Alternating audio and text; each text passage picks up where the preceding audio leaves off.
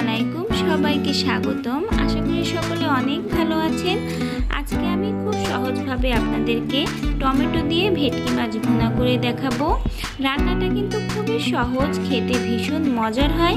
ভেটকি মাছ কিন্তু খুবই মজার একটা মাছ। আর আজকে রান্নাটা একটু ভিন্নভাবে করবো, আর সেটাই আপনাদের সাথে শেয়ার করছি। আশা করি সকলের কাছে এই রেসিপিটা ভালো লাগবে।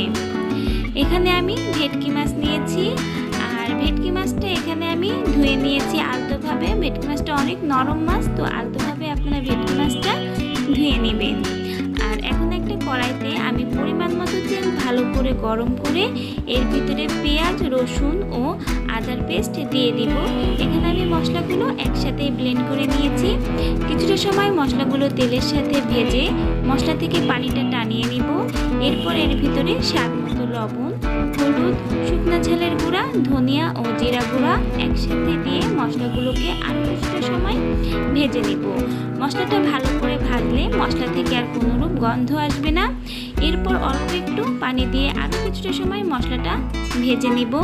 মশলাটা থেকে যখন খুব ভালোভাবে তেলটা ছেড়ে দিবে, তখন এর ভিতরে আমি টমেটো পেস্ট দিয়ে দিব। টমেটোটা আমি এখানে ব্লেন্ড করে নিয়েছিলাম ভালো করে, দিয়ে কিছুটা সময় আবারও মশলার সাথে টমেটো পেস্টটা ভেজে নিব।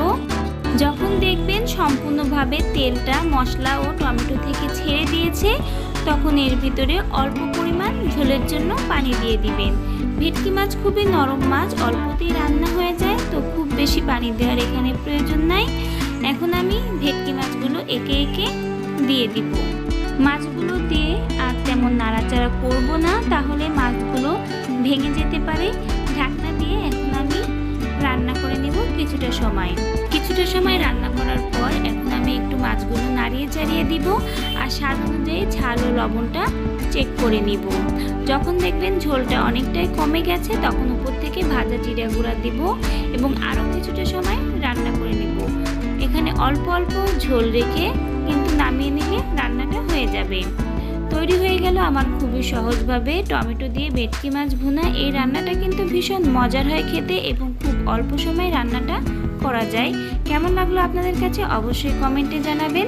ভালো লেগে থাকলে ভিডিওটা লাইক করবেন। নিত্য নতুন ভিডিও পেতে অবশ্যই চ্যানেলটিকে সাবস্ক্রাইব করে পাশের বন্ধু হয়ে থেকে যাবেন। ভিডিওর সঙ্গে থাকার জন্য সকল বন্ধুদেরকে অসংখ্য ধন্যবাদ। আজকের ভিডিও থেকে আমি এখানেই বিদায় নিব। সুস্থ থাকবেন, ভালো থাকবেন। আল্লাহ হাফেজ।